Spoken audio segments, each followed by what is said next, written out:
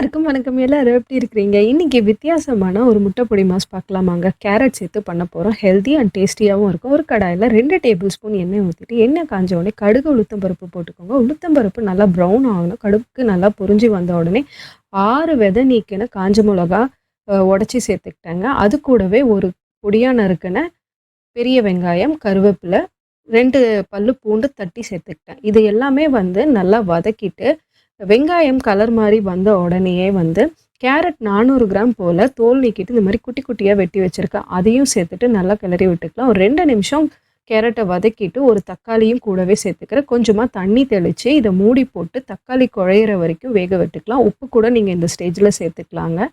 தக்காளியும் கேரட்டும் நல்லா வெந்து வரணுங்க. மூடி போட்டு நல்லா வேக வைங்க. ஒரு 10 நிமிஷம் மீடியம் ஃப்ளேமில் விட்டிங்கன்னா நல்லா வெந்து வந்துடும்.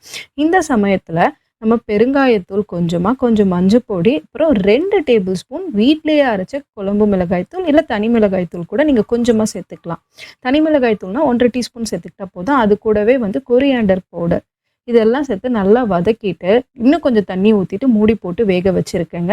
இப்போது மசாலாவோட பச்சை வாசனையும் போயிடுச்சு, கேரட்டும் நல்லா வெந்து வந்துருச்சு. இந்த சமயத்தில் 6 முட்டை நான் உடச்சி சேர்த்துக்கிறேங்க. இது கூடவே முட்டையை உடச்சி சேர்த்த உடனே கொஞ்சமாக அது மேலே உப்பும் பெப்பரும் க்ரஷ் பண்ணி விட்டுக்கிட்டேன். இப்போ மூடி போட்டு முட்டையோட அடிப்பகுதியை நல்லா வேக வச்சுக்கிறேங்க.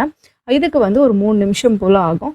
இப்போ அடிப்பகுதி வெந்த உடனே அதை லைட்டாக அப்படி திருப்பி போட்டு இப்போ மூடியை ஓப்பன் பண்ணிகிட்டே நல்லா வதக்கி எடுத்துக்கணுங்க. மீடியம் ஹை ஃப்ளேமில் வச்சுக்கிட்டு இது ஒரு 3லேருந்து 4 நிமிஷம் போல் வதக்கி எடுத்திங்கன்னா தண்ணியெல்லாம் உறிஞ்சிருங்க. முட்டையில் இருக்க தண்ணியெல்லாம் சூப்பராக நம்ம முட்டை பொடி மாசும் ரெடி ஆகிடும். இதை நீங்கள் வீட்டில் ட்ரை பண்ணி பார்த்துட்டு எப்படி இருக்குன்னு சொல்லுங்கள். தேங்க்ஸ் ஃபார் வாட்சிங் மை வீடியோ.